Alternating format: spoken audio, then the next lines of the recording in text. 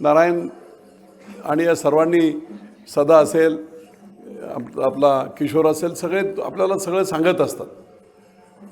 कारण मी त्याच्यावर बोलणार नाही. मी फक्त 2-3 प्रश्न आपल्याला करणार आहे. 2008-9ला विजय शिवतारे जर पुरंदरला आले नसते आणि 2009ला जर विजय शिवतारे आमदार झाले नसते तर तुमची पुरंदर उपसा पूर्ण झाली असते का? बंद नाही, चालूच झाली नव्हती. एक खाली पंप हाऊस तिकडे होता, सगळे पंप हाऊस नवीन केले, पाईपलाईन केले. त्या पिसर्वेच्या फाटक होतं, त्या फाटकाच्या पलीकडे सगळे पाईप पडलेले होते बघा. पैसे दिले नसते ना. 400 कोटी रुपये मी 3 वर्षामध्ये बोकांडी बसून आणले आणि म्हणून ती योजना पूर्ण झाली 2012ला. जरा विचार करा, माळशिरसला आपले नातेवाईक असतील. 2010-11ला मी जेव्हा फिरायचो त्यावेळेस सकाळचं कधी मी 1-2 वेळा असंच लवकर आलो होतो. आणि दुधांच्या गाड्याबरोबर काही पिकअप मला दिसल्या ज्याच्यामध्ये 20-30 महिला त्या पिकअपमध्ये आणि ट्रॅक्टरमध्ये बसून मजुरीला कुठे जायचे, खाली यवतला आणि दौंडला. 200-200, 400 महिला. मी परवा टेकवडीला गेलो होतो. आमचे जिंजूरके आबा करून अचानकपणे वारले, ते त्यांच्या घरी भेटायला गेलो. आणि तसाच मी माथोबाच्या आळंदीला उतरत असताना एक युवा सेनेचा, विद्यार्थी सेनेचा आमचा कार्यकर्ता, तो पुण्यात होता, पण त्याला माहीत पडलं मी टेकवडीत आल्यानंतर असाच चाललो तर म्हणे, बापू 2 मिनिट चहा घ्या माझ्या घरी. आणि मग त्याच्या घरी मी थांबलो. शेतात घर, टेकवडीपासून साधारणतः 3 किलोमीटर पुढे असेल. आणि हिरवागार संपूर्ण शिवार. मी बसलो तिथे, बाहेरच बसलो. मी म्हटलं घरात नाही बसत, बाहेर बसतो. इतका मस्तपैकी संध्याकाळचा वेळ होता, 5:30-6चा, ऊन नाही, काही नाही. आणि मी म्हटलं नशिबान आहात तुम्ही, निसर्गाच्या बरोबर तुम्ही राहताय. एवढा चांगला निसर्ग, करोडपती माणूस जरी असेल ना तरी त्याला देखील एवढं भाग्य नाही निसर्गाच्या बरोबर राहून आनंद आयुष्याचा घेणे. मला म्हणे, बापू ही सगळी तुमची कृपा आहे. मी म्हटलं कसं काय? ते म्हणे, बापू 2012पर्यंत या सगळ्या भागातल्या, टेकवडीपासून आमच्या सगळ्या भागातल्या महिला, आज जे हिरवं दिसतंय ना ते त्या पुरंदर उपसामध्ये झालं आहे. नाही तर त्याच्या अगोदर आम्ही सगळे मजुरी करायला खाली जायचो, ते सोरतापवाडी आणि ह्या सगळ्या त्या चौधरवाडी, फिवदरवाडी, सगळ्या कुंजीरवाडीकडे. आणि म्हणून विकास ह्याला म्हणतात. आत्तापर्यंतचे सगळ्या निवडणुका कशा झाल्या तुम्हाला सांगतो. विषय काय असायचे 2008च्या अगोदर? चारा छावणी, रोजगार हमी, टँकर, मारामाऱ्या, फोडागोड्डावर एकमेकांची डोकी. हे सगळं चित्र बदललं. आता निवडणुकीमध्ये विषय काय आहेत? समोरच्या लोकांकडे काहीच विषय नाही. आमचा आबा 30 वर्ष राजकारणात आहे, समाजकारणात आहे, पण त्याच्या समोर असलेला उमेदवार भाजपचा, म्हणजे काँग्रेसचा. चड्डी बदलली फक्त. काय त्यांची अवस्था आहे? निव्वळ कॉन्ट्रॅक्टरचा पोरगा आहे म्हणून त्याचा काय संबंध आहे समाजकारणाशी? आजोबा एका पक्षात, बाप एका पक्षात, पोरगा तिसऱ्या पक्षात, उमेदवारी घेऊन काय नाही, फक्त ठेकेदार आहे, पैसे खर्च करू शकतो कोट्यावधी रुपये, म्हणून त्याला उमेदवारी. अरे हे स्वाभिमानी जनता आहे पुरंदरची. ही अशी येडी गावाळी नाही. तुमच्यासारख्या आले की ती गेले, पण स्वाभिमान विकणार नाहीत कोणी, मला खात्री आहे. काही लोक चला देवाला. अरे अगोदर काय 2 वर्ष अगोदर देवदेव का नाही केला? आता महिलांना गंडवण्यासाठी चला अंबाबाईला चला. किती गंडवागंडवी. आणि म्हणून मी सगळ्या महिलांना सांगितलं, बऱ्याच ठिकाणी गावांमध्ये देवदर्शन केलं, काय अडचण नाही, मनात जरा सुद्धा शंका ठेवू नका. उलट मतदानाला जाताना 7 तारखेला सकाळी अंबाबाईच्या देवळात उभं राहून जसं दर्शन घेतलं तसं डोळे झाकून दर्शन घ्या आणि अंबाबाईला म्हणा, अंबाबाई निवळ मतांसाठी जोगवा मागणाऱ्या लोकांना नव्हे, परंतु माझ्या पुरंदर तालुक्याच्या पुढच्या 10 पिढ्या घडवण्यासाठी जो माणूस झटतोय ते विजय शिवतारे आणि शिवसेनेच्या धनुष्यबाणाला मी मतदान करणार. मनात काही शंका ठेवू नका. देव सुद्धा तुमची साथ देईल. IT पार्क येत आहे, आंतरराष्ट्रीय विमानतळ. कधी कोणी स्वप्नात तरी विचार केला होता का? विमानतळ आता सर्वसामान्य आमचा शेतकरी माणूस सुद्धा बोलतो विमानतळ होणार आहे आमच्याकडे. 1 नंबरला जाणार आहे तालुका आपला, 1 नंबरला, महाराष्ट्रात 1 नंबरला. नवीन पुणे होणार आहे सगळं. 10,500 कोटी रुपये 7 गावामध्ये पैसे येणार आहेत विमानतळाचे. जा किती 10,500 कोटी. लोक सगळ्या बँका बघा दुकानं थाटतायत सासवडमध्ये डिपॉझिट मिळतील म्हणून. 50,000 कोटीचा विमानतळ आहे. हे आमच्या गल्लीतले लोक कधी विचार तरी करू शकले होते. 40 वर्ष मध्ये एक बातमी आली होती बघा. मी विधानसभा जिंकली आणि त्याच्यानंतर एक बातमी आली होती चांगली, प्रदीप जगतापची. पुरंदरमधील कमीत कमी 100 भुक्कड पुढारी भंगारात पाहिले असेल बरेच लोक. 40 वर्ष लोकांना गंडवत नव्हते. सगळे पक्षाचे लोक एकत्र येणार, मोहिनीच्या समोर सकाळी नाश्त्याला बसणार आणि सांगणार मग हे बघ माळशिरसमध्ये मी इसार पावती मारली 5 एकराची, इकडे 2 एकराची मारली. मग पुण्यातला हा गिरायक आहे त्याला मी 8 लाखांनी घेतली, 15 लाखांनी फिरवली. हे राजकारणातले सगळे लोक अशा प्रकारचे दलाल होते. आजही ते दलाल आहेत. विमानतळाला विरोध करणारा दुसरा एक माणूस दलालच आहे ना जमिनीचा. कुठून आले पैसे एवढे? गोरगरिबांच्या मुंढ्या मुरगळून 10 लाखांनी जमीन घ्यायची आणि पुढे 25 लाखांनी फिरवायची. हा आता कसली काँग्रेस राहिली काय? सडका हात आहे आणि त्याच्यात ते कमळ सुद्धा धरलेलं आहे. त्यामुळे काही लक्षात घ्या, खूप चांगलं भविष्य आहे पुढच्या 10 पिढ्यांचं आमच्या. IT पार्क झाल्यानंतर कमीत कमी 1 लाख पोरांना इंजिनियर्सला नोकऱ्या मिळतील. एअरपोर्टमध्ये 1.25 लाख नोकऱ्यांचं प्राविधान आहे आणि सगळ्या शेतकऱ्यांच्या मुलांना शिक्षणाप्रमाणे देणार नोकऱ्या. अधिक 10वी-12वी शिकलेली जी मुलं आहेत त्यांना मग कसं हे करणार, तर एअरपोर्टमध्ये लोडर असतात, ड्रायव्हर असतात, एकदम स्पेशलाइज ट्रेनिंग असते. ते ट्रेनिंग एअरपोर्ट बनवणाऱ्या कंपनीने घडवायचे, त्यांना ट्रेनिंग द्यायचं आणि त्यांनाच एअरपोर्टमध्ये काम द्यायचं. हे मी नाही सांगत, मुख्यमंत्र्यांनी सगळ्या 15 दिवसापूर्वी मुंबईत मिटिंग झाली. प्रत्येक गावातले 7-7, 8-8 लोक होते आणि मुख्यमंत्र्यांनी सांगितलं स्वतः परतावा मिळणार आहे. जमिनीचे तर पैसे मिळतील, पण 100 गुंठे जमीन दिली तर 15 गुंठे त्यांना एअरपोर्टमध्ये 15 गुंठे मिळणार आहे, ज्याची किंमत 1 कोटी रुपये एकर गुंठा असेल कमीत कमी. ते जमिनीच्या 10 पट पैसे ह्या परताव्यामध्ये मिळणार. जास्तीत जास्त आपल्या लोकांचा कसा फायदा करून देणे. आणि म्हणून मित्रो 5 वर्ष मी नव्हतो तर काय झालं होतं, ऊस सुकायचे ना, बोंबलत बसायचं. काय कुठच्या रस्त्याला डांबर तरी टाकलं होतं का? फक्त भांडणं लावायची. तुम्हाला काय पाणी दिलं नाही, पण पुरंदर उपसामध्ये जवळजवळ 8-10 कोटी रुपये रिपेअरच्या नावाखाली काढले, यांचीच कंपनी. एक लक्षात घ्या साहेब, आम्ही सगळे शेतकरी आहोत. लिंबाच्या झाडाला आंबा कधी लागू शकतो का? नाही लागणार. कशाला अपेक्षा करायची? लूट केली. 3 अधिकारी सस्पेंड आहेत, शेख करून एक्झिक्युटिव्ह इंजिनियर आणि आणखी 2 सस्पेंड आहेत. हे आपले नामानिराळे पैसे खाऊन. आणि म्हणून मित्रो, चांगली माणसं आहेत. माणिक निंबाळकर तिकडे आहे, इकडे शरद आहे, साध्या घरातलं पोरग आहे. कोणाचा पोरगा आहे 40 वर्ष काही करता आलं नाही, लालबत्ती घेऊन फिरले, मिरवले 10-20 वर्ष. जिल्हा परिषद अध्यक्ष, तो आमचा भरणे मामा जिल्हा परिषद अध्यक्ष झाला. 3 वर्षात त्याने 550 कोटी रुपये हे इंदापूरला घेऊन गेले. आमच्याकडे 5.5 कोटी तरी आले का? आणि असे अकर्तृत्ववान मंडळी आता म्हणतात माझ्या पोराला निवडून द्या. तिकडे ते दुर्गाडे निरा याच्यामध्ये, अरे तुझ्या मुलीचं कर्तृत्व काय? काय तिने काम समाजकार्य केलंय? कशासाठी? नाही माझी मुलगी आहे ना म्हणून तिला निवडून द्या. हा तिकडे तसंच आहे त्या भाजपचं दिवे गराडे गटामध्ये.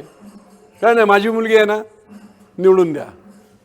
लक्षात घ्या, सगळ्या मुलांनी मला प्रेशर केला होता वीर भिवडी गटामध्ये की ही भांडणं संपत नसतील तर बापू तुमचा मुलगा उभा करा. भांडणं संपून जातील आणि सोपं काम होईल. सासवड नगरपालिकेला मला सर्वांनी सांगितलं की माझी मुलगी डॉक्टर आहे, जी आता वन फिरत असते, सगळीकडे मोठे कारखाने चालवते, तिला द्या. नाही म्हटलं, ह्या कार्यकर्त्याच्या निवडणुका आहेत, कार्यकर्त्यांना मोठे करण्याच्या निवडणुका आहेत, घरातल्या घराणेशाही नाही करायची आहे मला. नाही म्हणून सांगितलं. सगळे हे सगळे होते सगळ्या मिटिंगला. आणि म्हणून अशा अकर्तृत्ववान लोक पुढची पिढी तुमच्याकडे ढकलायला बघतात. आपण सर्वांनी आपलं पुढचं कल्याण कशामध्ये आहे तर शिवसेनाने विजय बाप्पूंच्या बरोबर राहणे आणि विजय बाप्पूचे खालचे शिलेदारसुद्धा जिल्हा परिषद असेल, तालुका पंचायत असेल, या सर्व ठिकाणी कर. वैष्णवी कड मला आता आठवण करून दिली किशोर, डॉक्टर मुलगी आहे, बाळणपण झालं, 2 ट्विन झालं, एक गेलं, अडचणीत होती. डीनला सांगितलं मी, एकनाथ पवार करून डीन आहेत हॉस्पिटलचे प्रमुख ससूनचे, या मुलीची सगळी काळजी घ्यायची आणि ते लहान मूल एक जे वाचलेलं आहे त्याला इन्क्युबेटरमध्ये ठेवायचं, पण 10-20 लाख रुपये खर्च येतो. तिची ती सगळी व्यवस्था इन्क्युबेटरची निश्चितपणे पुढच्या सगळ्या काळात करून आपण तिला देखील करतो. राजेवाडीचा एक किस्सा सांगतो तुम्हाला. आमदार नसतो, तो कुटुंब प्रमुख आहे. घरातलं कोणाचं काय होत आहे, कोणाचं दुखणं होत आहे, कोणाचं काय होत आहे, कोणाचं शिक्षण आहे, कोणाचं लग्न आहे, बारकाईने सगळ्या गोष्टी लक्षात ठेवायला. तुमच्या बाजूच्या माळशिरस गावामध्ये कोमल, मला वाटते कोमल बोरावके, मला रात्री 11 वाजता फोन आला, जोर रडायला लागली. अरे म्हटलं काय झालंय ते तर सांग. बापू म्हणे माझा 27 वर्षाचा नवरा आहे, मी 26 वर्षाची आहे आणि डॉक्टरने सांगितलं की पुढच्या 24 तासात ऑपरेशन नाही केलं तर हा मरणार. मी म्हटलं बाबा रिपोर्ट तर पाठव, त्याचे काय रिपोर्ट असेल ते पाठव. मी रणजित जगताप जे आहेत, मोठे डॉक्टर आहेत, सगळ्यात नंबर 1चे हार्टचे, त्यांना फोन केला. ते म्हणे बापू मला रिपोर्ट पाठवा. डॉक्टर लोक कधी कधी घाबरत असतात आणि 5च मिनिटात त्यांचा मला फोन आला की बापू उद्याच्या उद्या ह्या माणसाचं ऑपरेशन नाही झालं तर कुठच्याही क्षणाला हा माणूस जाईल. रात्री 11ला बोलल्यानंतर सकाळी 6 वाजता संपूर्ण ऑपरेशनची तयारी, पैसे नाहीत. 6 वाजता ऑपरेशन रणजित जगतापने केलं. त्या ऑपरेशन थिएटरचा खर्च डॉक्टर इनामदार करून इनामदार हॉस्पिटलला ऑपरेशन केलं. त्यांना मी फोन केला, म्हणे बघ कमीत कमी काय खर्च लागेल तेवढं करा, डिस्काउंट द्या. ते म्हणे बापू तुम्हाला डिस्काउंट नाही, तुम्हाला फ्रीमध्ये, आणि आज नाही याच्या पुढचे काही पेशंट येतील सगळ्या पेशंटला मी फ्रीमध्ये देणार. कारण एक काळ असा होता की माझ्यावर मोठं बालंट आलं होतं आणि एका तुमच्या फोनमुळे पुण्याच्या कमिशनरने माझी बाजू ऐकून घेतली आणि मला एका मोठ्या संकटातून मी वाचलो. कदाचित त्यावेळेस जर एखाद्या राजकीय नेत्याने मला बोलले असते ना 1 कोटी रुपये मला द्या तर मी सेटल करतो, तरी मी दिले असते. एक चहासुद्धा तुम्ही घेतला नाही. इतका प्रामाणिक काम करणारा राजकारणी आहे ना, आम्ही निश्चितपणे तुम्हाला मदत करू. ते ऑपरेशन झालं. राजेवाडीचं बाजूलाच तुमच्या राजेवाडीमध्ये असाच एक प्रसंग झाला होता. 10वीचं पोरगं, पोटात छातीमध्ये पस झाला, पू झाला. असाच मला फोन केला, होले हॉस्पिटलला सोपानदेवला होता की बापू असं झालंय की पू झालेलं आहे आणि पोरगं वाचणार नाही असं डॉक्टर बोलत आहेत. मी आमचे डॉक्टर दळवी करून आहेत सासवडचे, त्यांना पाठवलं. डॉक्टर होलेंशी बोललं. ते म्हणे साहेब आमचं काम नाही, अजून 1.5 लिटर पू आहे आणि हा मुलगा वाचण्याची शक्यता नाही आहे. राजेवाडीची जगताप शेतामध्ये पत्र्याचं घर आहे, मजुरी करणारी महिला, तिचा नवरा टेम्पो ड्रायव्हर आहे. राजेवाडीच्या अलीकडे राईट साईडला, आपण तिकडून आलं राईट साईडला घर आहे. मी एकनाथ पवारांना फोन केला, सगळे डॉक्टर उभे केले तिथे, कार्डिओलॉजिस्ट, न्यूरोलॉजिस्ट, सगळे टॉपचे डॉक्टर. 12:30-1ला ॲडमिट केलं. पुढची 5 दिवस होतं, तो पोरगा वाचला. हे कुटुंब प्रमुखाचं काम आहे. तो रात्री 12-1ला 2 वाजतील, 3 वाजतील, एखादा ॲक्सिडेंट झाला तर पोलिसांना फोन नंतर जातो, पहिला फोन विजय बापूला येतो आणि पुढच्या सगळ्या व्यवस्था केल्या जातात. हे कुटुंब प्रमुखाचं काम आहे. ह्या 40 वर्षात त्यांनी काय केलंय का होय? मिरवण्याचं काम फक्त केलेलं आहे. आणि म्हणून आपण सर्वांनी लोकशाहीमध्ये चांगले लोक निवडून आले पाहिजेत, चांगल्या लोकांच्या पाठी उभं राहिलं पाहिजे. याच्यासाठी काळजीने अगदी सिद्धोबाला स्मरून सांगतो. सिद्धोबाला तरी त्यावेळेस बघा ना, क वर्ग, मी विरोधी आमदार होतो, सांगायचो एकही क देत नव्हते. अख्ख्या तालुक्यातले सगळे क वर्ग केले. वीरचं ब वर्ग केलं, गुळुंच्याचं ब वर्ग केलं. 3.5 कोटी रुपये दरवर्षी येतात. आणि म्हणून सत्तेचा वापर जास्तीत जास्त लोकांसाठी कसा करायचा यालाही बुद्धी लागते, कायदे माहीत असावे लागतात, अधिकारी तुमचं ऐकायला लागतात, मंत्री तुमचे ऐकतात. आणि म्हणून पुढचं भवितव्य पुढच्या 5 वर्षात मी पुन्हा एकदा सांगतो की आपला तालुका हा महाराष्ट्रात 1 नंबरला जाईल, विमानतळ IT पार्क सगळं झाल्यानंतर. आणि आमच्या पुढच्या पिढ्यांना प्रचंड मोठा व्यवसायाचा, नोकऱ्यांची संधी आहे. आणि म्हणून आपण माझ्या बरोबरीने राहावं, धनुष्यबाणाला मतदान करावं. लाडक्या बहिणी बऱ्याच बसलेल्या आहेत. मला सांगावं, 46,000 कोटी रुपये दरवर्षी द्यावे लागतात. 1,500 रुपये एका महिलेला. पण वर्षाचं बजेट किती आहे? 46,000 कोटी.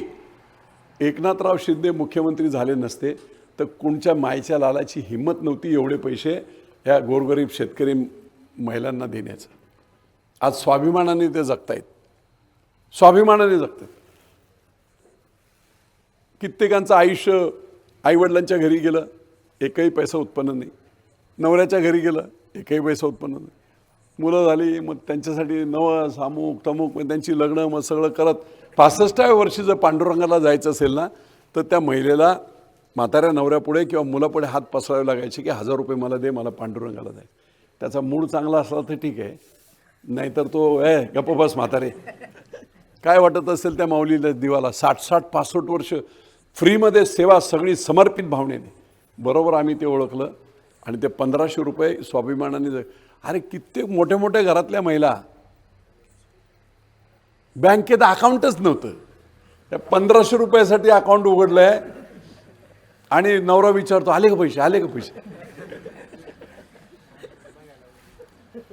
मला एक महिला बोलते, बापू मला मेसेज आले की लगेच डिलीट करून टाकते मी.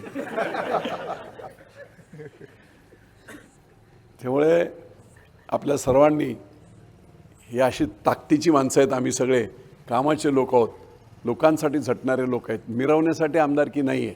आमदारकी आणि ह्या सगळे पदं ही निश्चितपणे लोकांच्या हितासाठी आहेत. त्यांच्यासाठी झटलं पाहिजे. त्यांच्या आयुष्यात चांगले 4 दिवस सोन्याचे कसे येतील, सुखाचे कसे येतील, याच्यासाठी धडपडी केल्या पाहिजेत. जा ना आता तुम्ही टेकवडी, सगळ्या पिसोऱ्यापासून, टेकवडीपासून, माळशिरसपासून शेतातून बंगले बांधले आहेत शेतकऱ्यांनी शेतीच्या पैशावर 1-1 कोटीचे. हे झालं असतं का? सांधही पडलेली करता येत नव्हती 6-7 साली, 8 साली. आणि म्हणून हा आमूलाग्र बदल झाला आहे. आणखी पुढे नेण्यासाठी आपण सर्वांनी विश्वासाने काम करावं अशी आपल्या सर्वांना विनंती करतो. DPच्या संदर्भामध्ये हे झालं ते मी आता लगेच तुमचं 7 तारखेला 9 तारखेला हे संपलं की लगेच 63 हॉर्सपॉवरची DP इमिडिएट करून देतो.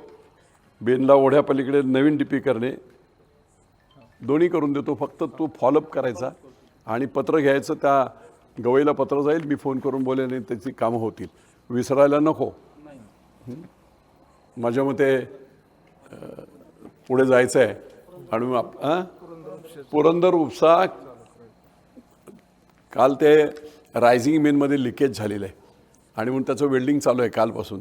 आज सकाळपासून चालू, 2 दिवसात होईल. आणि मी आहे नाही ते बसलेलो, दोन्ही पंप चालतील, पाहिजे एवढं पाणी. 19% पाणी अख्ख्या महाराष्ट्रात बापूंनी कायदा केला आणि 19% शेतकऱ्यांना पाणी दिलं. पाणी वापरणाऱ्या जेवढ्या कंपन्या होत्या, दारूची कंपनी, साखर कारखाने, या सगळ्यांना त्यांचे भाव 1.5 केले पाण्याचे.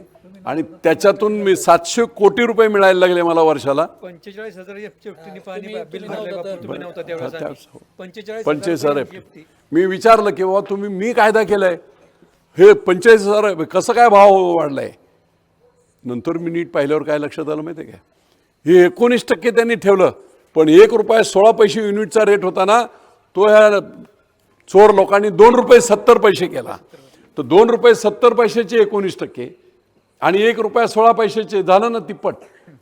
त्यामुळे मी ते लगेच बदललं. आणि एकनाथराव शिंदे 2 ऑगस्टला पालखी तळावर आले आणि त्यांनी सांगितलं परत जसा होता तसा रेट ₹1.16 केला जाईल आणि परत तुमचे रेट बरोबर झाले. आणि म्हणून प्रामाणिकपणे काम करणारे आम्ही लोक आहोत.